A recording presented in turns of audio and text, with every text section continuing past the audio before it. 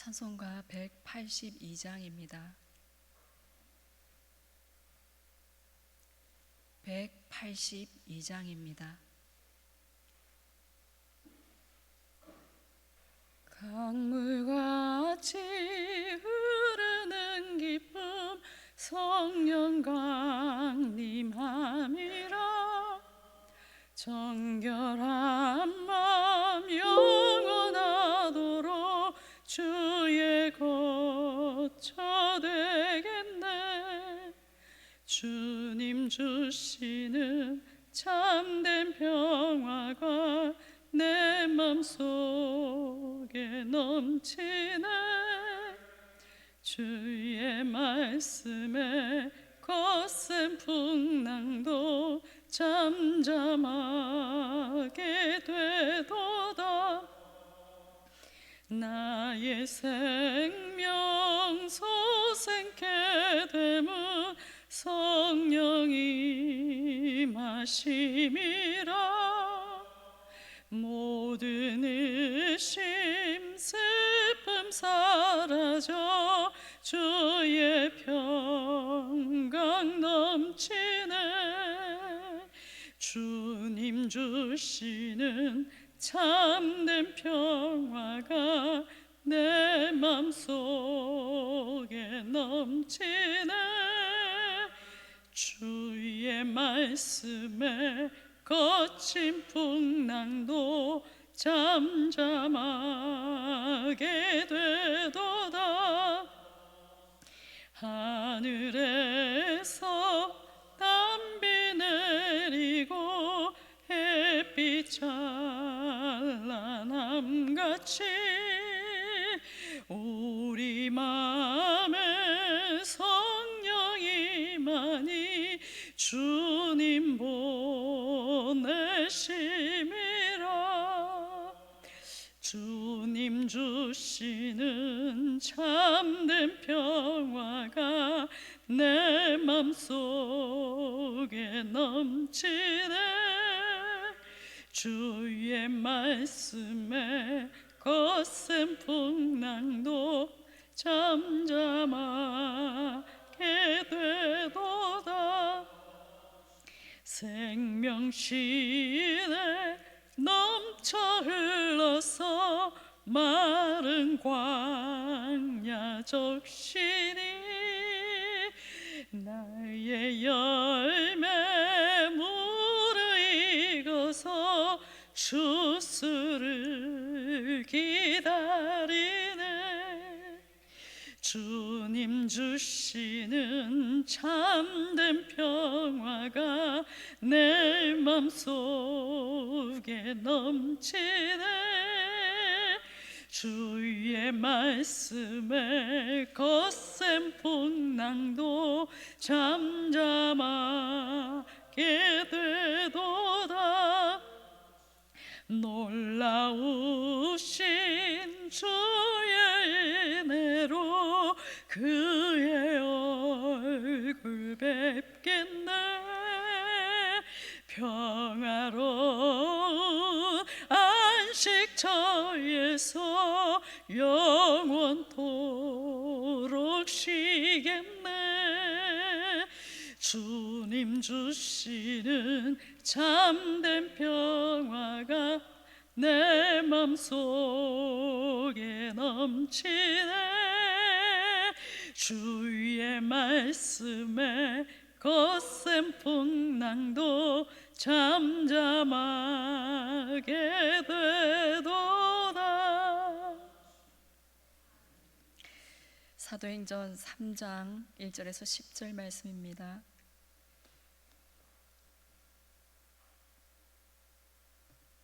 사도행전 3장 1절에서 10절 말씀 교독하시고 마지막 절 함께 읽겠습니다.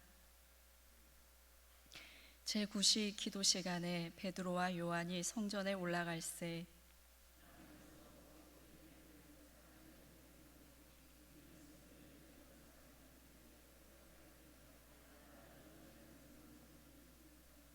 그가 베드로와 요한이 성전에 들어가려 함을 보고 구걸하거늘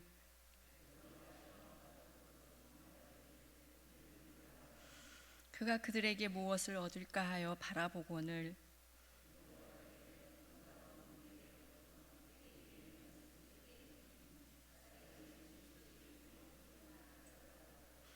오른손을 잡아 일으키니 발과 발목이 곧 힘을 얻고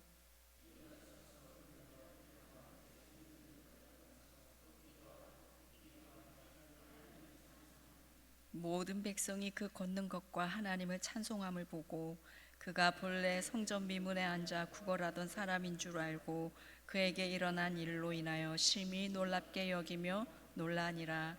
아멘.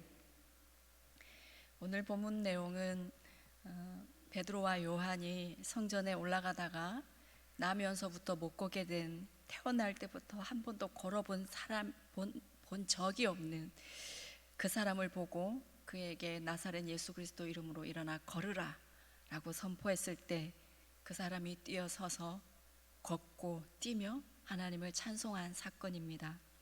이 사건을 통해서 사람들이 너무 놀래서 솔로몬 행각으로 우르르 몰려들었고 거기에서 베드로가 설교를 했는데 그날 남자만 5,000명이나 예수 그리스도를 믿게 되는 놀라운 사건이 일어납니다. 이런 놀라운 성령의 역사하심은 무엇으로부터 시작이 되었을까요? 기도할 때 시작이 되었습니다.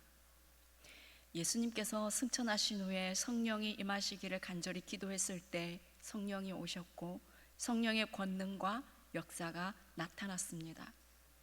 사도행전뿐만 아니라 성경에서 놀라운 기적들이 참 많은데 그 기적들이 일어날 때 그 뒤에는 항상 기도가 있었습니다. 사도행전의 주인공 사도들은 엄청난 기도의 사람들이었습니다. 그래서 사도행전을 기도행전이라고도 말할 수 있습니다. 오늘 본문 3장 1절을 보시면 제9시 기도 시간에 베드로와 요한이 성전에 올라갈새, 베드로와 요한이 기도 시간에 성전에 기도하러 올라가고 있었습니다. 제9시 기도 시간은 오후 3시를 말합니다. 유대인들은 하루 3번 기도하고 있었습니다. 제3시, 제6시, 제9시, 아침 9시, 정오 12시, 오후 3시입니다. 하루 3번 기도 시간이 되면 어김없이 기도를 드립니다. 그리고 이런 유대인의 기도의 습관을 사도들도 그대로 가지고 있었던 것입니다. 베드로와 요한도 매일 3번 기도하는 사람들이었습니다. 성도 여러분, 매일 기도하는 사람이 기적을 체험합니다. 매일 기도하는 사람이 주님을 만납니다. 하나님의 살아계심을 경험합니다. 매일 기도하는 사람이 성령의 역사의 통로로 쓰임을 받는 것입니다. 베드로가 복음을 전하다가 감옥에 갇혔을 때 베드로가 두 군인 틈에서 그 두 쇠사슬에 묶여서 누워 자고 있었습니다. 파수꾼들은 밖에서 또 옥문을 지키고 있었습니다. 그런데 갑자기 주의 천사가 나타나서 베드로를 깨워서 나가게 하는데 그 두 쇠사슬이 그냥 손에서 다 벗겨졌습니다. 천사를 따라 나가는데 잠겨있던 옥문이 저절로 열렸습니다. 이러한 놀라운 기적이 일어날 때 그때 어떤 일이 있었느냐? 사도행전 12장 5절에 이에 베드로는 옥에 갇혔고 교회는 그를 위하여 간절히 하나님께 기도하더라. 초대교회 성도들이 모여서 간절히 기도하고 있을 때 감옥에 갇혔던, 그래서 목숨이 위태로워서 어떻게 될지 모르는 그 베드로가 초자연적인 역사로 감옥에서 나오게 되었습니다. 또 바울이 열방을 다니면서 복음을 전할 때 그는 먼저 항상 기도할 곳부터 찾았고 기도부터 하였습니다. 사도행전 16장 13절에 안식일에 우리가 기도할 곳이 있을까 하여 문 밖 강가에 나가 거기 앉아서 모인 여자들에게 말하는데, 새로운 도시를 가면 언제나 기도할 곳부터 찾았고 기도할 장소를 찾다가 빌립보에서 주님께서 루디아라는 여자를 만나게 하셨고 그 사람의 마음을 열어주셔서 예수님을 믿게 하였습니다. 예수님을 믿게 하는 것도 기도할 때 성령께서 역사하시는 것입니다. 사도행전 16장 16절에 우리가 기도하는 곳에 가다가 점치는 귀신 들린 여종 하나를 만나니, 바울과 실라가 기도하러 가다가 점치는 여종에게 들려있던 그 귀신을 내쫓아 주었습니다. 하나님의 놀라운 역사는 기도하는 사람에게 기도하러 가다가 기도하고 있을 때 일어납니다. 우리에게도 마찬가지입니다. 우리에게 기도하는 시간이 있을 때 우리는 하나님의 살아계심을 경험하게 됩니다. 베드로와 요한이 매일 기도 시간에 성전에 가서 기도했습니다. 다른 곳에 가지 않고 기도하는 시간을 정해놓고 굳이 성전까지 가서 기도했습니다. 열왕기상 9장에서 이 성전을 거룩하게 구별하여 내 이름을 영원히 그곳에 두며 내 눈길과 내 마음이 항상 거기 있으리니 라고 하셨지요. 하나님의 눈길과 하나님의 마음이 항상 머무는 성전에서 기도한 것입니다. 베드로와 요한은 성전에 올라가면서 매일 그 구걸하는 그 사람을 보았을 것입니다. 평소에 이 걷지 못하는 사람을 보고 일으킬 마음이 있었는지 없었는지, 용기가 없어서 그랬는지 모르겠지만 그냥 지나갔습니다. 그렇게 매일 기도하러 가던 어느 날 하나님께서 걷지 못하는 이 사람을 일으키시겠구나 하는 마음을 받은 것입니다. 성령께서 그런 마음을 주신 것입니다. 우리가 매일 기도하더라도 우리 삶에 특별한 변화가 일어나지 않을 수 있습니다. 내가 간절히 기도하는데 그 기도의 제목에 아무런 변화가 없을 수 있습니다. 하지만 하나님은 우리가 기도하는 그 시간을 보고 계시고 다 듣고 계십니다. 그리고 계속 기도하고 있으면 어느 날 이런 일이 일어나는 것입니다. 계속 기도하고 있으면 하나님의 때에 어느 날 나의 문제가 해결이 되고 어느 날 우리 삶에 돌파가 일어나는 것입니다. 8절을 보시면 뛰어서서 걸으며 그들과 함께 성전으로 들어가면서 걷기도 하고 뛰기도 하며 하나님을 찬송하니, 항상 성전 미문에 앉아있던 걷지 못하던 그가 일어나 뛰어서서 걸었습니다. 춤추며 하나님을 찬송했습니다. 포기하지 않고 기도하고 있으면 어느 날 기뻐 춤추며 찬송하는 일이 일어나는 것입니다. 그것이 몇 달이 될 수도 있고 10년이 될 수도 있고 20년이 넘어 될 수도 있습니다. 하지만 하나님은 우리의 기도를 다 듣고 계십니다. 기도하던 어느 날 놀랍게 응답하십니다. 2절입니다. 나면서 못 걷게 된 이를 사람들이 메고 오니 이는 성전에 들어가는 사람들에게 구걸하기 위하여 날마다 미문이라는 성전 문에 두는 자라. 오늘 본문의 이 성전 미문은 문 이름이 아름다운 문입니다. 은과 금과 동으로 아름답게 장식한 큰 문이었는데 그 문으로 들어가면 이방인의 뜰이 나오고 여인의 뜰도 있었고 성소로 들어갈 수도 있었습니다. 다른 사람들은 모두 그 미문을 통해서 성전으로 들어가 하나님을 경배하였습니다. 하지만 태어날 때부터 한 번도 걸어본 적이 없는 이 사람은 성전 안에 들어갈 수가 없었습니다. 왜냐하면 장애인은 부정하게 여겼기 때문에 성전에 들어갈 수가 없었습니다. 그 사람은 항상 성전 문 앞에 앉아서 성전 안에 들어가는 사람들을 바라보며 부러워했을 것입니다. 나도 걸을 수만 있으면 얼마나 좋을까? 나도 걸어서 저 성전 안에 들어가서 하나님을 경배하는 사람이 되면 얼마나 좋을까? 하지만 그런 생각은 헛된 생각이었습니다. 그는 자신의 모습을 어떻게 바꿀 수가 없었습니다. 그 힘으로 그의 인생을 조금 더 바꿀 수 없었습니다. 그래서 포기하고 성전 안에 들어가는 사람들이 던져주는 그 푼돈만을 기대하는 사람이 되었습니다. 3절입니다. 그가 베드로와 요한이 성전에 들어가려 함을 보고 구걸하거늘. 자신의 처지를 바꿀 수 있는 근본적인 변화는 조금도 기대하지 못한 채 그냥 한 푼의 돈을 얻기 위하여 구걸하는 인생이었습니다. 그런데 이것이 과거의 우리의 모습이었습니다. 우리는 죄로 인해서 하나님 앞에 갈 수 없는 존재였습니다. 죄로 인해 세상이 던져주는 한 푼에 즐거워하곤 하며 살아가던 너무나 불쌍한 존재였습니다. 하나님을 경배하는 즐거움을 모른 채 살아가던 존재였습니다. 하지만 예수 그리스도 그분께서 우리에게 찾아오심으로, 그분으로 인해서 우리에게 근본적인 변화가 일어났습니다. 죄와 사망에서부터 해방되었고, 우리는 하나님을 기뻐하며 찬송하며 경배하는 인생이 되었습니다. 6절부터 8절입니다. 베드로가 이르되 은과 금은 내게 없거니와 내게 있는 이것을 내게 주노니 나사렛 예수 그리스도의 이름으로 일어나 걸으라 하고, 오른손을 잡아 일으키니 발과 발목이 곧 힘을 얻고 뛰어서서 걸으며 그들과 함께 성전으로 들어가면서 걷기도 하고 뛰기도 하며 하나님을 찬송하니. 그렇습니다. 예수 그리스도의 그 이름의 권세와 능력은 잠깐의 도움이나 변화를 주는 그런 것이 아니라, 예수 그리스도 이름의 권세는 인생의 본질적인 문제를 해결하는 능력이십니다. 인간의 힘으로 도저히 안 되는 그것을 해결하고 완전히 변화시키시는 능력이십니다. 죄로 인해 죽을 존재, 나면서부터 절대로 걸을 수 없는 사람을 기뻐 뛰며 춤추게 하며 하나님을 찬양하게 하는 그 능력의 이름, 예수 그리스도의 이름이십니다.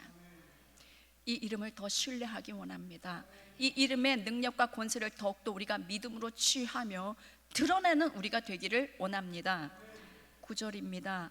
모든 백성이 그 걷는 것과 하나님을 찬송함을 보고 그가 본래 성전 미문에 앉아 구걸하던 사람인 줄 알고 그에게 일어난 일로 인하여 심히 놀랍게 여기며 놀라니라. 모든 백성이 미문에 앉아있던 그 사람이 걸으며 하나님 찬송하는 것을 보고 심히 놀랍게 여기며 놀랐습니다.